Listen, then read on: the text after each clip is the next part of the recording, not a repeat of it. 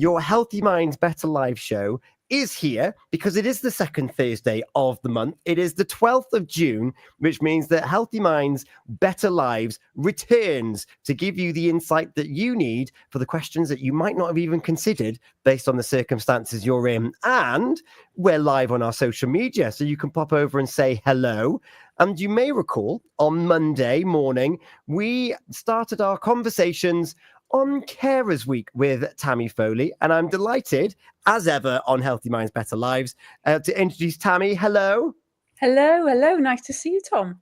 Lovely to see you again, and how fitting that we should have this show the same week that you launch Carers Week and gave us all of those wonderful resources on Monday, and now we're here to have a very practical conversation about this with our wonderful guest, Karen. Hello. Hello there, how are you? I'm very well, thank you. Happy that I'm somewhere familiar with all the technology working at the moment. The bit of disclaimer, if you are listening or you're watching this on our social media, if it goes down, we're just going to run with it and see what happens. It's me, Tom, usually from The Breakfast Show with Folly Farm here on Healthy Minds, Better Lives. And we would love to hear from you. If any of the aspects that we're going to talk about have impacted you, or you find yourself in a similar situation, we would love for you to get involved in this conversation. You can call or WhatsApp on 01437 764455. That's 01437 764455. Or you can use the PWR app on your phone, where you can listen to us wherever you are in the world with an internet connection, and you can pop us messages, and you can even do so anonymously if you email at studio@purewestradio.com. I have the inboxes open. I'm ready to field your calls, and we're going to have a great conversation about what it means to be a carer. And specifically this week that we talked about on Monday, an unpaid carer, an accidental carer, however you might find yourself in that situation, we're here to bring those themes to life for you and hopefully give you something that you may resonate with. And more importantly, a direction that you can go in to find support should you find yourself needing it. Also coming up, before the end of the show, Hayley, although she's not here this evening, is going to be with us because she had a conversation with Dr. Amir Khan about memory. Mine is shockingly awful, and I'm dependent on lists and on my calendar, which lets me blissfully forget until I get my own little personal reminder to tell me to do something. What's your memory like? Amir Khan is going to be telling us how you can look after your memory that little bit better. But right now, our topic of conversation is around caring. I've done my introduction. Tammy, I'm going to take a breather. I'm going to hand over to you to kind of reflect on the week so far that you've had for this Carers Week. Oh, thanks, Tom. And welcome to the show, Karen. It's lovely that you joined us tonight as well. So when I came on The Breakfast Show with Tom and Gina on Monday, it was to just raise awareness to it being Carers Week. Carers Week is an annual week. It starts on the 9th, finishes on the 15th, and it raises awareness of the challenges unpaid carers face, as well as celebrate their vital contribution to families and communities. This week aims to help people identify carers, to identify as carers, and understand the available support and encourage them to seek help. I do go on about awareness campaigns and awareness days. And when someone is a carer, it's not just for that week. It's 365 days of the year. And this year's theme is about caring about equality, and highlighting just, I suppose, the inequalities that some unpaid carers face. And that can be down to maybe social isolation, poor mental health, risk of poverty even. And it's really fortunate for us that we've got Karen that's joining us today as an unpaid carer. So again, welcome, Karen. Thank you. It's nice to be here. And I guess for me, it's just to ask you, like when did you become a carer, and the impact that journey's had on you and as Karen, really? Well, it's quite interesting that you should ask me when I became a carer, because it's my anniversary of it tomorrow. I care for my mum, and at the age of 80, right in the midst of lockdown, she went quiet. She'd had a bit of a rage on Facebook, and then I hadn't heard from her for a few days, and I thought I'd let her calm down. And then after a little while, I thought, no, this isn't right. So I sent our friend, Tom, I know you know Clive Raymond, he went round to check on her and found her passed out in her hallway, surrounded by 5 dead mice that the cat had brought in to try to revive her. And she'd had a massive stroke. And so I was instantly her carer. Although I was living nearly 100 miles away and I didn't see her for the first 6 months because she was in hospital, I was still required to do her washing. So I did get to sort of travel through lockdown when most other people weren't allowed to travel, simply to be able to feed the cat and do laundry until she came home in November. And that's when the full-on caring started. But it just happened overnight and there was no warning. It just happened. And suddenly, from mum being a very active 80-year-old who was driving, doing her own cooking, housework, gardening, everything, she's now a wheelchair user, doubly incontinent. Her speech is affected. The whole of the right-hand side of her body doesn't work. So it's a very big kind of overnight effect, really. Gosh, because I imagine people's caring journeys start in different ways. And if they've got a progressive illness, then you can kind of arm yourself and it just kind of happens over time naturally. And then then you wake up one day, it's like, gosh, I do quite a lot for that person. I hadn't realized it adds up incrementally. Whereas yours was literally a switch was done. And it was like, gosh, my whole frame of reference of being has completely altered now. Absolutely. And to be honest, I don't really think I've come to terms properly with the loss of my old mum, because she's very different now. Her personality is quite different. Fortunately, if anything, she's more easygoing. That sounds awful, but she's very mischievous and she's very funny and she's very sweet and very innocent, and actually quite easy to be around. But people's personalities can really change in all kinds of ways. And as you say, Tom, all carers are different. We all have things in common, but we are all totally individual and our stories are individual. We may be caring for a disabled child, we may be caring for a partner, we may even be caring for a neighbour or a friend. And sometimes conditions may creep up on us and sometimes they're bang overnight. And either way, we don't have any control over them. No. Tammy? No, it's just, it's really powerful just to listen to your journey from 5 years ago to now. How did you find when you became a carer, that kind of like overnight, that switch, that changing of identity? How did you go about just finding out what services were available? Because obviously you were so far away.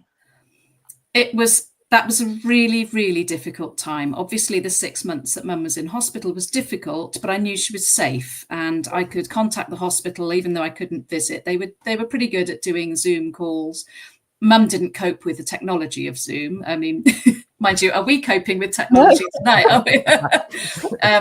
But, she found it very difficult to talk to me in a noisy ward. But at least I could see her and I could know she's safe. She's being looked after. They're keeping me in the loop. The minute she came home, it was a November night. I'd lit the fire, I'd put up bunting and I'd bought a cake. And I thought, oh, I've got this. I'm a great carer. And the ambulance sort of left this woman on the driveway in a wheelchair who I barely recognized. She was like a little bird and she was frightened. And I couldn't even work out how to get her into the house because I hadn't worked out how to get a wheelchair. We have to go through the back door and then we were scraping all the doorways. And within about 10 minutes, I realized that the bunting and the fire and the cake meant nothing. She was terrified. She didn't really remember who I was. She didn't really remember she had a daughter. And it hit me like a truck. And then she has paid carers as well. So her carer team arrived. And then I realized just how much was my responsibility and just wondered what on earth I'd signed up for. It had all come about from a fairly casual conversation with a social worker who said, yeah, she'll have a care package. You'll just need to take her out for coffee and chat to her. but of course it's so much more than that. And I did not know where to turn. And I think, you know, we chatted sort of fairly early on, Tammy, but it took me about 2.5 weeks to reach absolute crisis point, absolute breaking point, where I couldn't sleep. I was screaming, I was thumping the walls. It was terrifying. And I didn't know who to speak to.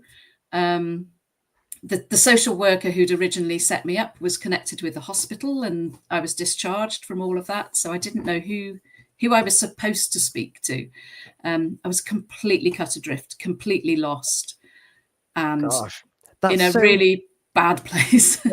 That's so isolating. And of course, you couldn't go to the hospital. So other than Head and Shoulders from a Zoom window, which was difficult anyway, you couldn't even make a physical gauge of yourself as to the difficulties that your mum had at that time. And then all of a sudden, here's a delivery. Have like good luck kind of thing, because the care package only goes so far, but the rest of the hours are yours. Yeah, exactly. And yeah, I mean, personal care is a great amount of work, and I'm very, very grateful for our carers for doing that. But that is it. It's personal care. They get her washed, dressed up, and then it's over to me. And I remember in the early days, I was so obsessed with getting her outdoors into the fresh air, because she'd been in hospital and she hadn't been outdoors for six months. Mm. So I would wheel her down the road in this rickety old wheelchair that we have, and we still have. And there's a slope at the end of the road. So I'd be sort of like all down the road. And then there's nowhere to take her. I used to take her along a bridle way, which is all potholes. And I had a waterproof poncho on her, and we'd go through the driving rain in December. And then one day she said, "Do we have to do this?" And I realized, oh, okay, I'm sort of half killing myself here to get her out. And actually, she's not that bothered. So I eased off a bit. Yeah. But I suppose that's part of the learning that goes hand in hand with it. That's your experience. And you having to reevaluate who your mum is and what your relationship is with your mum, because we grow up, the mum looks after you. And all of a sudden that's changed. How was that evaluating in your head? Again, I think it was just a kind of almost an emergency response. And I think even 5 years later, I'm still in that emergency response state where I'm not really processing that my mum now needs me and that I don't have anyone to kind of go and cry to, or, you know, I am 55. It's about time I grew up. But it was like growing up instantly. And funnily enough, mum forgets my name, so she actually calls me mum, which is sort of ironic. And sometimes if I've been away for a day or so, she'll say, "Look, there's my mummy," and I'm like, "No, I'm not your mummy." But yeah, it was that kind of instant thing. And I kind of equate it to having a baby. I've never had a child, but my understanding is that if you're pregnant, there's support. Your doctor will say, "Here are some classes to go to so that you know how to give birth." And so you know how to change a nappy, and knowing what medical things to look out for, and what developments your baby will make. But this was just like, there you go. You know, you wouldn't just sort of give someone a baby and go, "There you go, off you go, work it out." And that's how it felt. And, you know, the first 24 hours, because she looked so fragile and so frail, and she wasn't the woman I used to know, this, you know, very lively, robust woman who just nothing seemed to defeat her. And I thought, I kept checking her through the night. I just kept thinking, there's no way she's going to survive 24 hours under my care. What do I know? And for the first few months, I would go in and check she was breathing. And, you know, she would often wake up in the night screaming in pain because she was uncomfortable, and I didn't know what to do. And it's just the impact, that the mental, you know, the impact on your mental health there as well. Just to get through those first 24 hours, 48, 72, 3 months, just to, you know, and again, just to go from being a non-carer to a carer, and just navigating it. Like, even fast forwarding now, how do you make time for yourself? Are you able to look after, like, self-care for you? I've got to a point, I very quickly, as I said, I reached that crisis point, and it was my birthday. My birthday's in December. And the night of my birthday, my partner was here because he lives back where I used to live, you see. So I've relocated. So my life was very split for quite a while. Mhm. And he was here. We'd sort of, we'd had a reasonably nice day. And then I just went to bed and my thoughts were just full of doom and gloom and how I couldn't cope and had this meltdown. And the next day was quite sunny. And he said, right, let's go to Tenby. And for some reason, I still can't quite work out why, I put my swimming costume on underneath my clothes and I went in the sea, literally for about 30 seconds. But I just had this urge. And I've discovered that wild swimming is the absolute key to keeping my brain in the right place. It's like a reset button, because I went in the sea that day and it was like all the rubbish just sort of went temporarily, all just stacked into piles. And all that bothered me at that point was that I was freezing and I needed to get warm. Yeah. And I've since realized that that's what I need to, I need to go in the sea every week, at least once a week. So I am quite good at making time for myself, but it can be exhausting because you have so many responsibilities and then shoehorning in that special time. Yeah. But as that special time, that you time, how did you feel? So your birthday's been and gone, you went in the sea and you're like, gosh, this feels like a cleansing moment for me. Has there ever been a time where soon after that, where you were like, I need to get back in the sea, but was there like any association of some form of guilt associated with it? I don't want to feed anything. You might not have felt that at all, but was there the sense of, oh, I shouldn't because I need to do this? Oh, I felt like I couldn't leave Mum alone in the house. She's super vulnerable and she can't do anything for herself. And it felt terrifying, really. And also, her carers would be ringing me. At that point, she had a catheter, which kept going wrong. And, if anything goes wrong, the carers would look to me to sort it out. So if she needs an ambulance or a doctor or a district nurse, I need to do that because they've got to get on to their next client. Yeah. If Mum didn't have me, then they would sort it out. But because I am there, that is my responsibility. So I would go out and I get a lot of phone calls saying, oh, catheter's going wrong. We need to ring the district nurse again. And I'd have to drop everything and come back. It has been something that I've kind of really fought to put into my daily routine or my weekly routine. Yeah. I'm just going to quickly say, if you're just joining us, welcome. It is Healthy Minds, Better Lives. It's Tom, Tammy and Karen. We're talking about Carers Week in this particular portion of the show this evening. George is with us over on Instagram. Thank you very much, George, for your comments, just saying, like, he's commending you, Karen, on the changes you've made and the priorities that you've set, to paraphrase some of his comments over on Instagram. And now these are Karen's experiences of being an unpaid carer. Tammy, not all, in fact, if you want to get involved, you can join us on Instagram and send us comments over there. We're live on Facebook at the moment. We're also on YouTube. You can also message us on WhatsApp, 01437 764455, or you can email studio@purewestradio.com or drop us a message on the PWR app. Now, we are going to come back to you, Karen, just a second, but Tammy, not all carers are carers for people like Karen's mum that have had a significant issue with them and find themselves requiring this degree of care package. Just want to reflect very quickly on the fact that some caring responsibilities can be little and often, or they're just in the back of the mind all the time. But there really is a wide spectrum, and us as individuals are going to interact with those different needs based on who we are. So you might be listening to Karen's story thinking, I don't know if I could do that. And then you've got other people that might have someone that they're caring for that another person might think, oh, well, that's not as bad as that person, therefore it can't be as bad in general. But our bodies and our minds don't work like that, do they? No, they don't. And, you think about who is a carer. Again, we all can become carers at any time of our lives. It's not something, like Karen, you don't sign up for. So whether you become an adult carer or a parent carer or a young carer, and it's important to remember that a carer is someone who provides that unpaid care, that unpaid support to a family member or a friend who has a disability, an illness, a mental health condition, an addiction, who needs that extra help. It isn't somebody who volunteers. It isn't somebody who is employed to provide that support. And those conversations that you might have, and I've got friends where I'd say, you know, what are you doing? And it's like, I'm just popping out. I'm just helping my auntie. I go and see her every day. I go and help her. Or I help my brother because he's unable to. But sometimes as humans, we can just be quite dismissive and just say, that's what we do. We care for our neighbour. We always pop over, we visit them because if we didn't, nobody would, or they need that extra bit of help.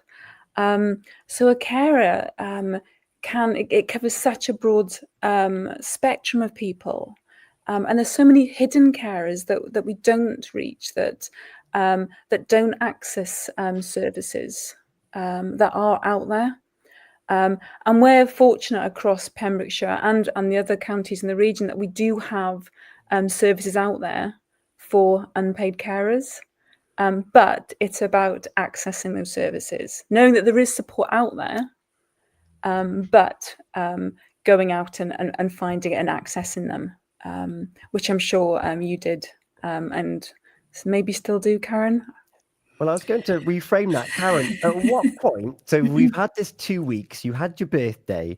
You've had this breaking point. You've put your swimming costume on, and you've jumped in the sea in December.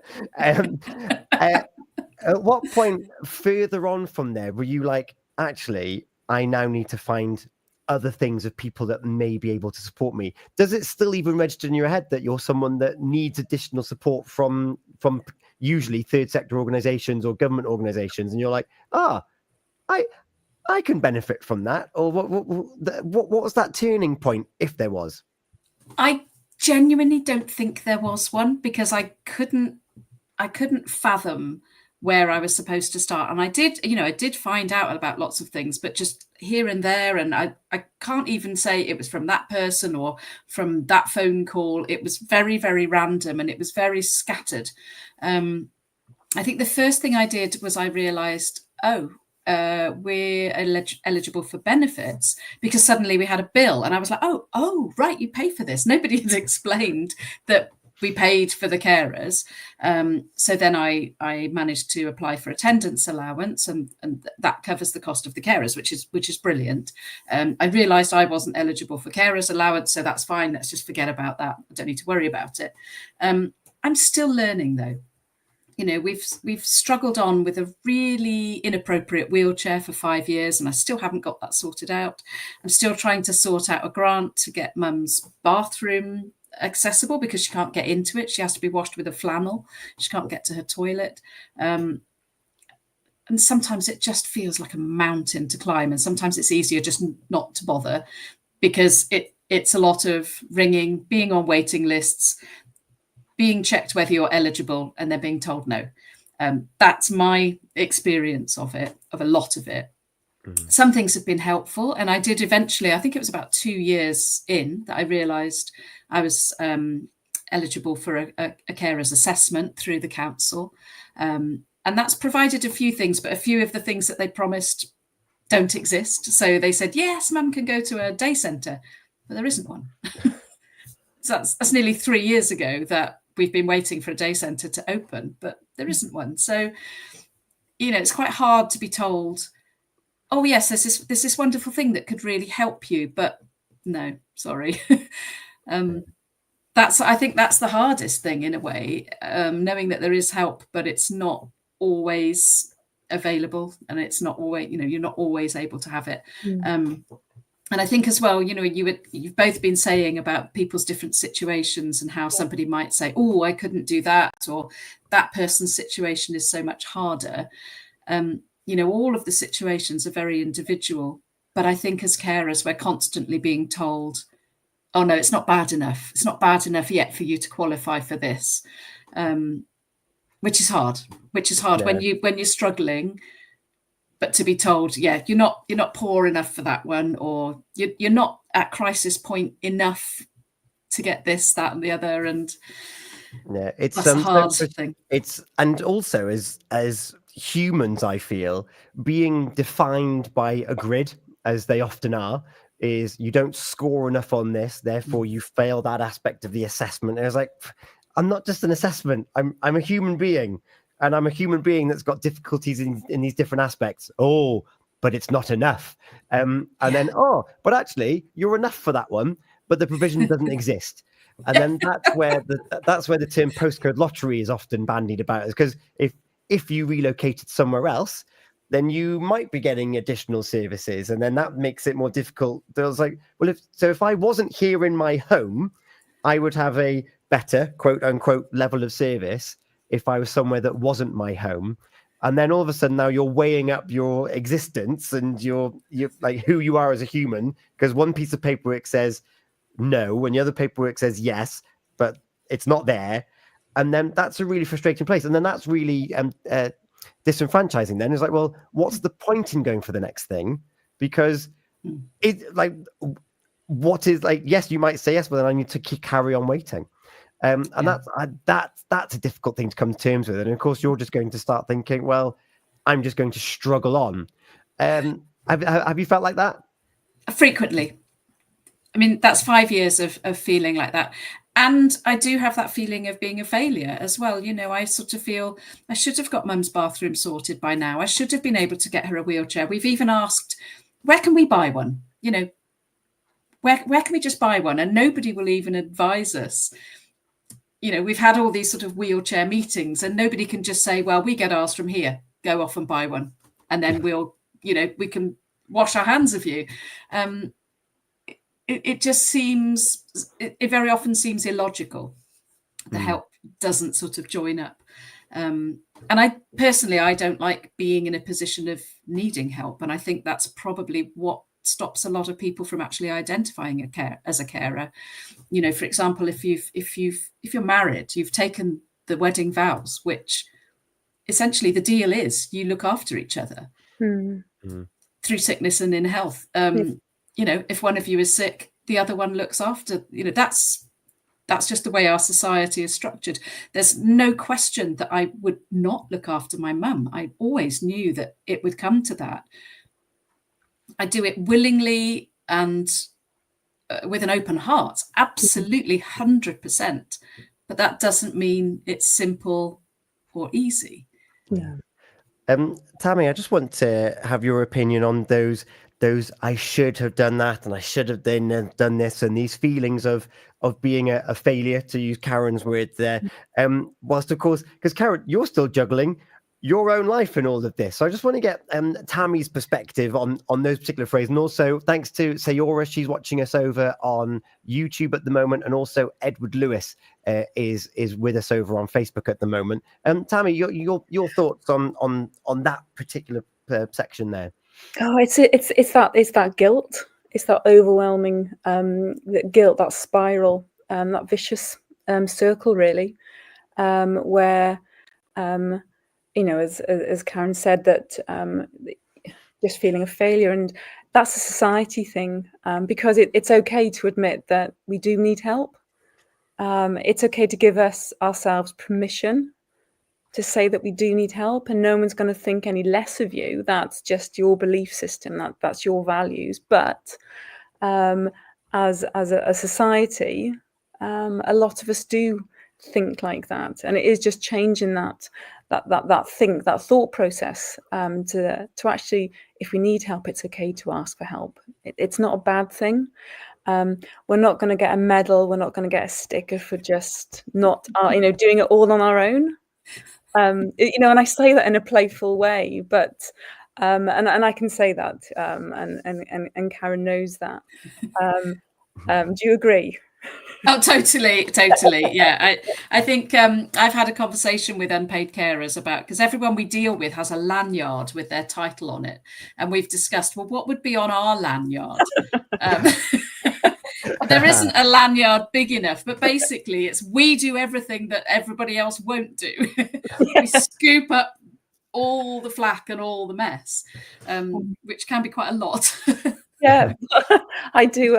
That is a great visual for listeners. Is that lanyard of what an unpaid carer does? It's everything in between. There's no, it's all or nothing. It's just everything. But the thing that does pop to mind is through this all, I know that you've connected with different groups that we've advertised on the Carer Support West Wales website. You know, just that social network, just things that are happening within Pembrokeshire. How valuable have you found it? Just, you know, taking mum as well, not just you doing it on your own. How have you found it? Well, and it's thanks to you, actually, Tammy, because I found you were probably the first support that I found. I can't even remember when, but I know that I had hypnotherapy with you, which got me back into a much better place. But from then on, anytime you see something that is going on, you've just emailed me and you've said, hey, there's pottery classes going on in Pembroke. And I've gone, yeah, brilliant. And so I've been involved with Westgate Gallery over in Pembroke and Pobble Tir Moor, but also lots and lots of different things. I've had some trauma counselling, but I also took mum on a puffin snorkeling trip with Celtic Deep just a couple of weeks ago. Mum didn't snorkel. She chose not to, but she had a lovely time on the boat. It was amazing to be able to get her over to Skomer on a boat in her wheelchair and know that she was safe. And for those few hours, I didn't feel like a carer. The only thing I did was hand her a sandwich and then wipe her mouth because she dropped it everywhere. That's all I did as a carer. And the rest of the time, I was in the water, I was snorkeling with puffins, I was having the time of my life. And those, you know, these community interest companies that really, really are sort of looking at how they can help carers, it's just incredible. And that really does make a difference. And you know, there's no sort of means testing. It's like, if you're a carer, you're welcome. Come along. If you need someone else with you, bring them along. You can bring your cared for, you can leave them at home. Absolutely fine, however you want to do it. And there's nobody saying no. And it's just, then you feel special. Then you feel like it's a real positive side of it. There are so many services providers out there, and it's just making those connections. So whether it's like Action for Children for young carers, or whether it's Carer Support Pembrokeshire for carers within the county, there are so many opportunities that do happen. But again, if we're not online, for example, or we haven't registered because we don't consider ourselves worthy enough of that unpaid carer title, because things aren't bad enough, because we're not in crisis, then we don't necessarily access the information that's there. And it's great to actually have this conversation with you, just to raise the awareness that there is so much out there that can be tapped into if we recognise ourselves as carers. Yeah. I mean, to me, a key thing, one of the early things I did was I registered with the GP as a carer. And I thought, brilliant, I've registered with the GP as a carer, I'll expect a phone call. And at the bottom of the form, it said, you know, how are you doing? Are you managing? Is it difficult? Are you in crisis? And at that point, that's when I was jumping in the sea in the middle of December. I thought, I think this is a crisis. So I ticked that and I thought, I'll definitely get a phone call now and I'll be offered some support. Yeah. Nothing. It went nowhere. And to me, that just seems so frustrating that, you know, you've identified yourself. It's the thing you meant to do. And I know some GPs do take it further, but just to have some kind of reassuring phone call, just to know, you know, we've got your back. We know what's going on.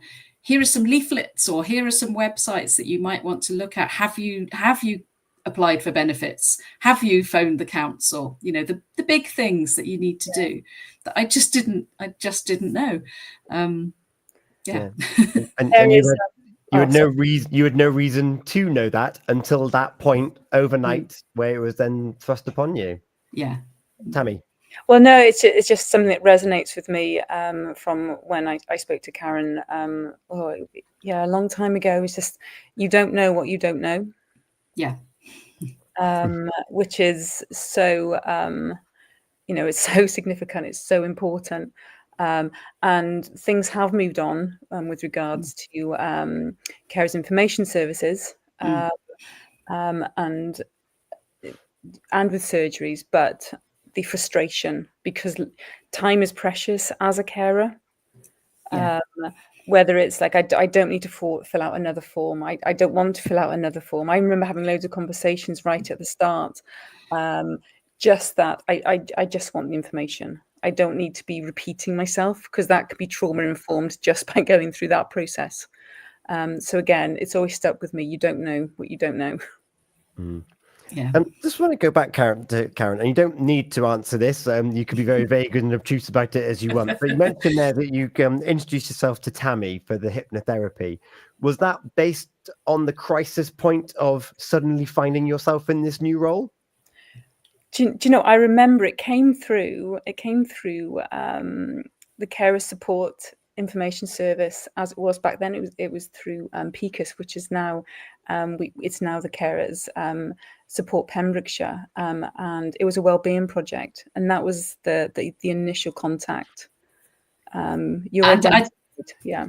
I don't even remember how I found that. This is always the problem. You know, it would be great if you could say, oh, I made that phone call, or I picked up that leaflet. I can't remember. It was my mind was so chaotic. Yeah. But you were just like a beacon in the darkness. It was like, yes, I'll do this. This will help. And you know, we had a lot of laughs as well. Yes. I do remember that was the first time I'd laughed for a long time, and as somebody who works as a comedian, that was like, it was such a relief just to be able to laugh again, and find the silliness. And it's still been a long journey from there, but that was really the beginning of things getting better and getting to a tolerable level. I think it's given permission as well. As an unpaid carer, to find, like you say, those little moments where you can just laugh and it be guilt-free, or smile and it be guilt-free, happy. So again, that's really nice to share, and thank you for your kind words as well. Because what do you think of that label of carer then, Karen? Because you're a comedian, you've got your own life, as we talked about before, and then all of a sudden you become this carer. Oh, I must be very serious. I need to keep this person alive like they're a baby. And then all of a sudden it's kind of like, oh, well, am I allowed to do that? Like, what do you think of the term in general? I absolutely hate the term carer, but I can't think of a better word. But it makes it sort of sound as if you're not a carer, then you don't care. You couldn't care less. And, primarily I'm a daughter to my mum. I am not her carer. I'm her daughter. In the same way as, if you had a disabled child, you're primarily that child's parent. And again, that's another group of people who probably very much don't identify as carers, because you are a parent and you will do whatever you need for your child. Even if that's far beyond what other parents are doing. So yeah, I don't really like the term, but I can't think of a better one.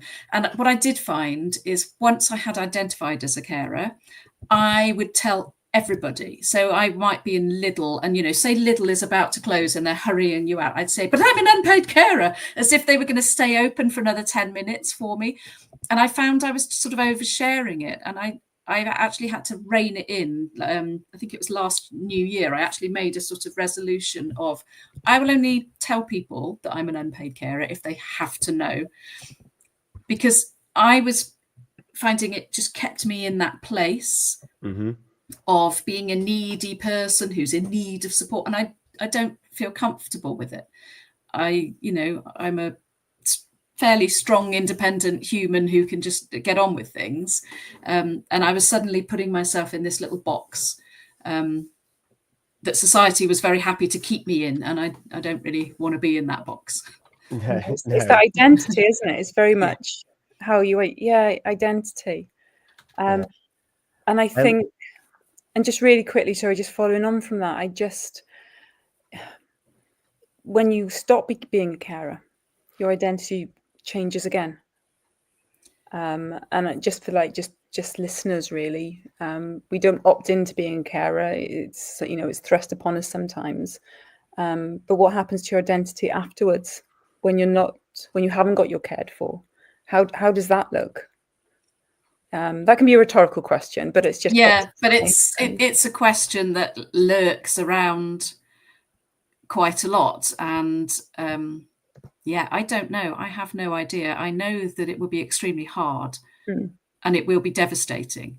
I've spoken to other carers. In fact, I was speaking to a carer who cares for her child, and she said, "Well, it'll be a relief, won't it?" And it's like, no, it won't. I'll be absolutely destroyed by it. Yes, it will be a release, but I know that my life will just suddenly be empty, and I won't know where to start. And again, because you had a life, and then it had to change. Yes, and then that's another significant event.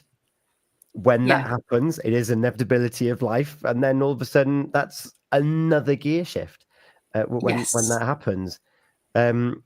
And that's going to be big when that does happen. And that's a great question. And I don't think many people, even now, even those that have gone through the long tail going into caring, even know how to fathom that either. Like whether it's overnight or whether it's over the course of 2 or 3 years with a degenerative disease or whatever, then you're still never going to be prepared for that moment of silence. No, exactly. And it's just that loss, and it will almost certainly come with a certain amount of suffering. And, where caring differs from parenting, generally you have a baby and then they will grow more independent, they will grow up, and it's a joyous thing. But becoming a carer comes loaded with preemptive grief.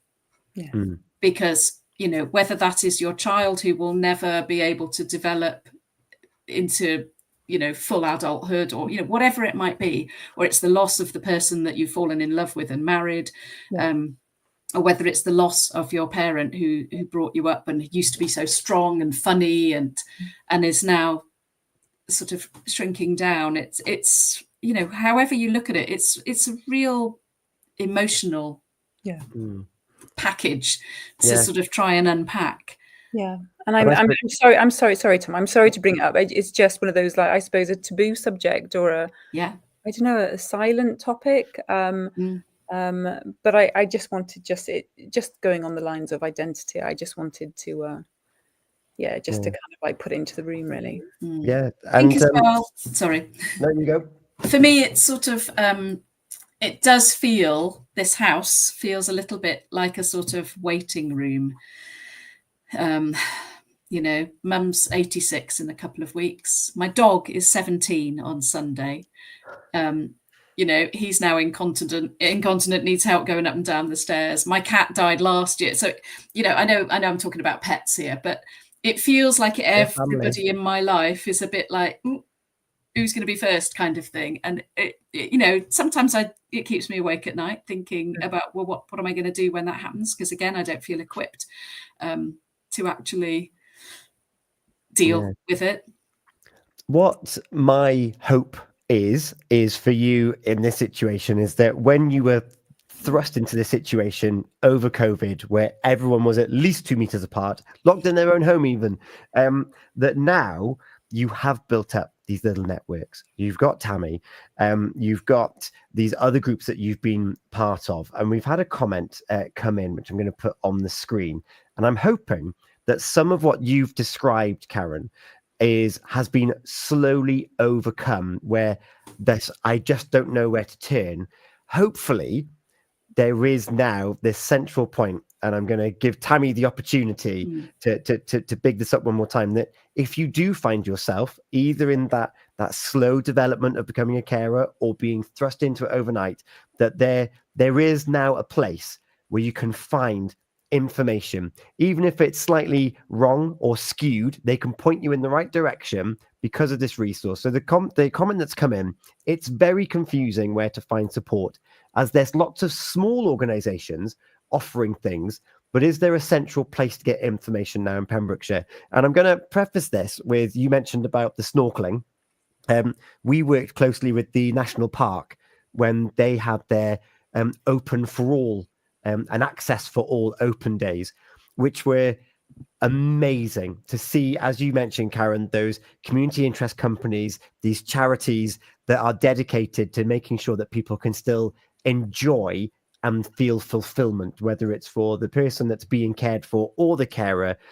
They are so dedicated in helping that out. So there's now actually a working document on the National Park website, so of how we can enjoy other aspects of being in a coastal county, which is wonderful. But Tammy, since I've known you over the last couple of years, one of your little babies has been bringing these small micro enterprises together under one roof to try and get rid of that, oh, well, I'm not quite for them and I'm not quite for them. Give us an overview as to what you've been working on over the last couple of years. So I project manage a regional website for Pembrokeshire, Carmarthenshire and Ceredigion, and it's called carersupportwestwales.org. And it is a one-stop shop for information within the 3 counties. It offers information on carers information services in your area, as well as discounts and promotions that are happening. So whether you get a free car parking space, for example, in Scolton Manor. For a more kind of like if you're not looking at the 3 counties, there is Carers Support Pembrokeshire, which is delivered by Carers Trust Crossroads West Wales. And that is specifically just for Pembrokeshire. I'm of the opinion that anything that makes a carer's life that bit easier, quicker to find information, it's got to be better. I'm not an expert on caring, but it's about bringing all that information together, which is carer specific. And the information, you put it up there, Tom, as well. And if you search Carers Support Pembrokeshire, it pops up right at the top on Google. When Google's working, I need to add that. And give us some indication as to some of the organisations that are on there, Tammy. Where, with regards to organisations that offer support, it can be from, like I say, Carers Support Pembrokeshire. It can be Carers Trust Crossroads West Wales, Carers UK, Carers Wales, Pembrokeshire County Council, even RNIB, Have a Hub. Everything that can support or offers services for carers, unpaid carers, is on there. Even Westgate Cafe that we spoke about, Karen, just anything that's running groups, online groups, physical groups, support groups, even down to, we talked about when Mum came out of hospital, the hospital discharge service. They've got new videos that have been made. They're on there. It's just about just bringing information together. And the more that gets sent to me, the more that I hear about, the more I'll put on there. And we send it out to as many people as we can. Yeah. I'm just looking here. The Carers Support Pembrokeshire delivered by, go into more detail of that for me, Tammy. So Carers Support Pembrokeshire delivered by Carers Trust Crossroads West Wales is carers specifically in Pembrokeshire. So whether that's help with assessments, with grants, with even down to respite that we spoke about earlier that you wanted right at the beginning, Karen. It's somewhere where you can actually, as a physical shop, a physical place in Haverfordwest, you can actually go to and access and speak to someone in person. Because sometimes it is nice to actually sit down and talk to someone. They've got information on different groups that are happening. And newsletters. There's so much information that's out there, both on the digital website as well as Carers Support Pembrokeshire. It's just about spreading the word, just telling as many people as you can. And then, Karen, thank you, Tammy, for giving that overview. And if you find yourself in a caring capacity, like I don't know where to go, give that a look first. Get in contact and find out and find out if there is the right fit for you, because they might do activities that you think, actually, no, that's not me or the person I'm caring for, but there's someone else that might just get you, which is really important. Karen, what would be, we've got a couple of minutes left now, and then we're going to hand over to Hayley in her conversation with Dr. Amir Khan regarding memory to finish off the show here this evening. But Karen, what would be you're a few years down the line now, what would be your kind of advice? What's your ethos? What's your philosophy now that you've weathered this? From talking to you, you've weathered it, but you're not out of it. You're still in it. You're still a carer. You've still got that day-to-day juggle of who Karen is and who the carer Karen is. For those that might be finding themselves in that situation, or maybe they're new in that situation, or they're anticipating that something might happen soon, what would be your overall advice to someone? I think for anyone who's likely to fall into caring, reach out as soon as you possibly can, because nobody is going to knock on your door and help. I hate to say it, but you do need to go out and find it. Once you've made that contact, then it becomes easier. So if you can find Tammy, just find Tammy, and then she will open the doors for you, or somebody like Tammy. But don't suffer in silence. And I also think it's very hard to kind of not compare ourselves to each other. We're all so different. If you find it hard, then it means it's hard. Just because somebody next door or somebody else in a similar situation seems to be coping really well, if you're finding it hard, then it's hard and you need some help and support. Excellent. Yeah, we get stuck in this pattern of relativity. And well, they need to do that. Therefore, their situation is worse than mine. No, it's a different situation. And Tammy, but we need to train ourselves of that. If we're finding something overwhelming and difficult, it doesn't matter how your friend or neighbor deals with it. It's how we'll deal with it. Yeah, absolutely. We need to stop comparing ourselves to everybody else. And that's in all walks of life, whatever we're doing, whether it's family, whether it's in work. We just need to stop that comparison, because however you're feeling is right for you. However you're coping with something is right for you. If you're finding something hard, then it's hard, and it's okay to sit with that feeling. Somebody else might cope completely different. But it's about you, and whatever you're feeling, it's true to you. Don't compare, ever. And go on, Karen. Well, they say it takes a village to raise a child. I think it takes a village to do anything. You know, traditionally we would have worked as a tightly knit society, and neighbours would have been coming round with a bowl of soup, or dropping your loved one off to the hospital, and whatever it took. And that's largely lost from society, or for a lot of us. So to actually just bear it all alone is not feasible, and it's not sustainable. So reaching out as soon as you can is really, really important. And Karen, I'm intrigued with the cold water swimming. What other things have you found that just give you that release? The swimming is the main thing, but simple things like a little bit of gardening, just getting outside, going for a walk. There was a point where I lobbed, Mum's got one of these washing line things, the sticky out thing, and it collapsed. I had 2 loads of washing on it and another load to go out, and it fell over. And I took all the washing off, and I folded it down, and I threw it across the garden like a javelin. And I shrieked I called it the very worst thing I could possibly think of. And I felt like I was going to explode. And then I sort of counted to 10 and then laughed at my idiocy, and then tried to mend it and hang the washing up. And but it's just that kind of going outside, counting to 10 sometimes actively going somewhere where I can scream. As you know, Tom, theatre, getting back to kind of my my sort of identity in my work. I find my work is respite. I know that might sound weird, but I get going it. and teaching kids drama on a Sunday morning, particularly being around children when, you know, like I said, our house feels like a sort of death's waiting room. To spend my Monday morning with kids running around, it's just like, oh yeah, no, there is still life around, and it, you know, that makes it feel positive.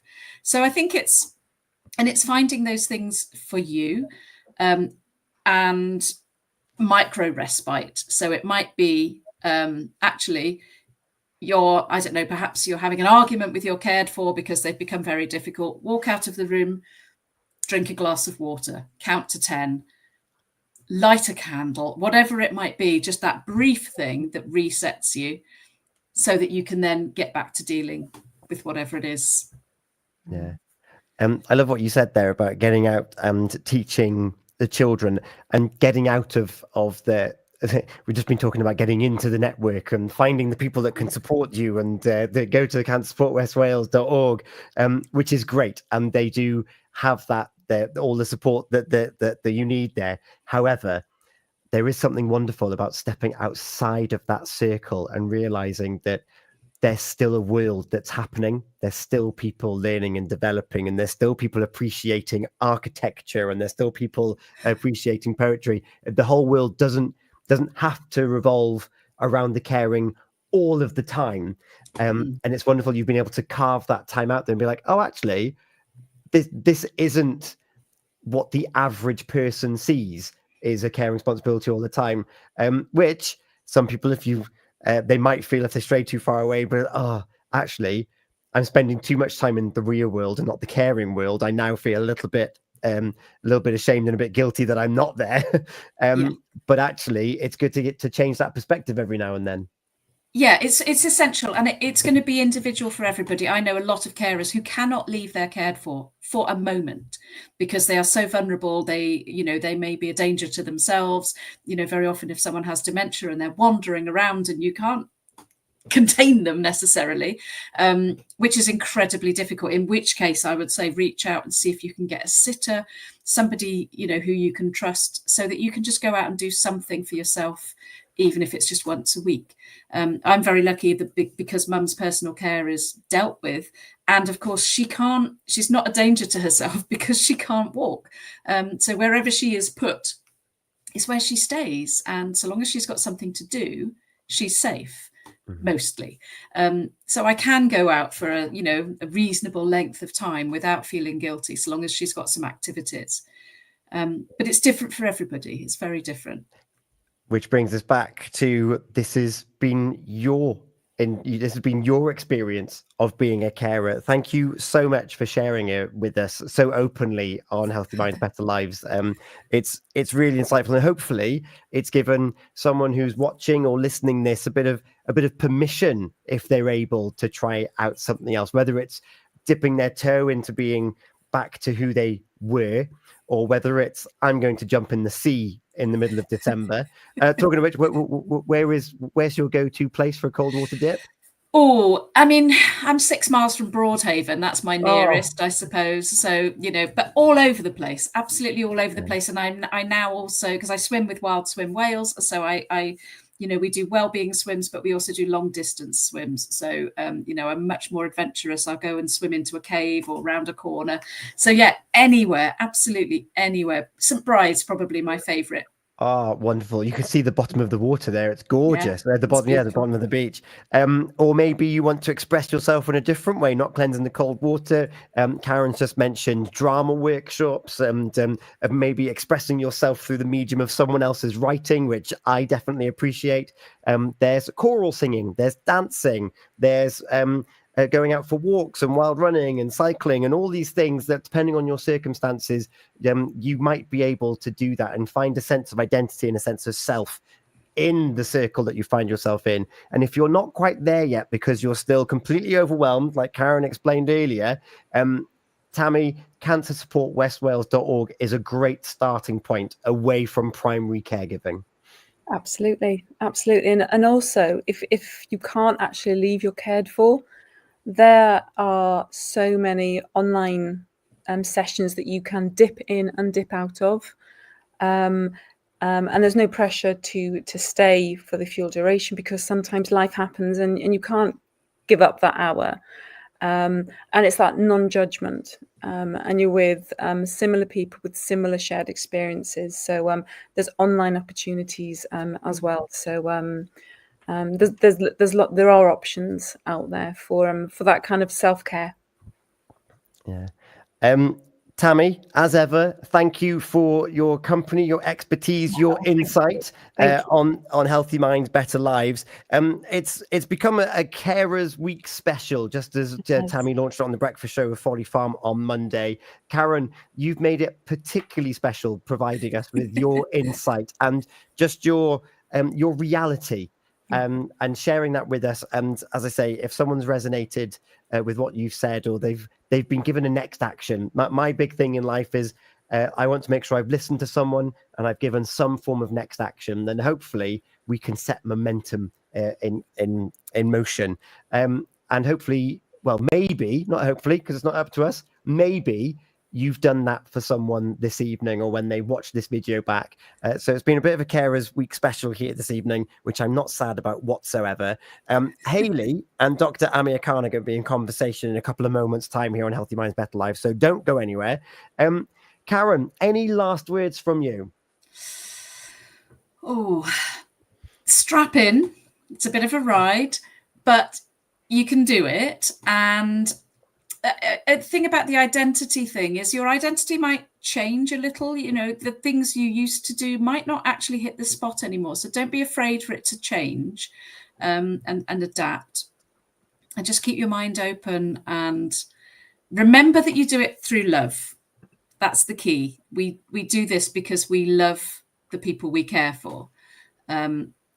Sometimes that can be hard. If that person's personality has changed, that can be a real challenge. But we do this through a sense of love, and just keep that close, and then you should be able to make your way through it. Yeah. Tammy, your last reflections this evening.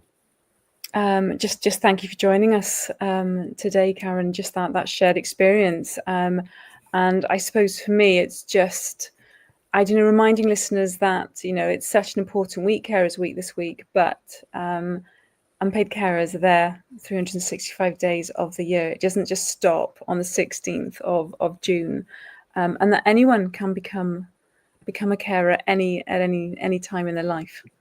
So just to remember that as well, because it can affect, well, us all. Yeah. I just want to pick up one last thing on what Karen just said there is you can do it. It's going to be difficult. There will be ups, there will be downs, but we are far more resilient than we give ourselves credit for, even in the most difficult times. We've got a knack, call it human nature, whatever it might be, that when things need to be done, we can do it, particularly, as Karen said, when it is through love. And on that note, we are going to hand over to Hayley and Dr. Amir Khan in a few moments' time. Tammy, we are next on Healthy Minds, Better Lives on July the 10th. I know, that'll be here in no time. Karen, what normally happens is you kind of blink and then it's next month. All right, Tom, that's true. Yeah. And in fact, for me, it's going to be quite a little bit of a sad one, because by the time that show comes round, the summer solstice would have been and gone, which means the nights will start drawing in. And as a breakfast show host, it means it's going to start getting dark again when my alarm goes off. And I don't know if I'm ready. No, don't say that. So yeah, that's the risk that I'm running with there. You just heard a bit of noise there on the radio. Sabrina Carpenter and The Clash are going to bring us up to the conversation with Hayley and Dr. Amir Khan. Thank you to all the comments over on Instagram. There were so many to go through that I haven't been able to get them all on the screen. So thank you. And over on YouTube and over on Facebook, and however you've been watching or listening, of course, you can listen to us on DAB, on your smart speaker, and on the PWR app. You can listen back to this whole episode once it finishes airing at purewestradio.com/catch up. And this portion, talking with Karen and Tammy, will be available on video on Facebook and on YouTube, where you can find it just by searching Pure West Radio. If you want to go back on any particular section, you can scroll through at your leisure and maybe send it to a friend or someone that you might feel is in a similar situation. There might be a bit of insight there for you. We're talking memory next to bring us up to 11 o'clock this evening. Tammy, and one last thing. If there is anything you want us to discuss on July the 10th, you can email us your questions, your circumstances, and we will treat it with the utmost respect and dignity. You can email us now. It's studio@purewestradio.com. Just put Healthy Minds in the subject box or somewhere in the text, and we'll be able to pass that through to Tammy and to Hayley. And we'll also endeavour to try and get another third party who specialises in what you're going through to give you the most well-rounded support that we can do here on Healthy Minds, Better Lives. Tammy, thank you. Oh, thank you. It's always a pleasure. Thank you. And Karen, thank you so much for your time this evening. As we've already mentioned more than once, time is precious, and you've given us so much of your time and your insight. Thank you so much. Oh, thank you. It was my pleasure. As I said, Sabrina Carpenter, ironically, unironically, busy woman. It's different context. I imagine that you resonate with that sentiment right there. Definitely. It's Pure West Radio. It's your Pembrokeshire, your station here on DAB, smart speaker, and on the PWR app.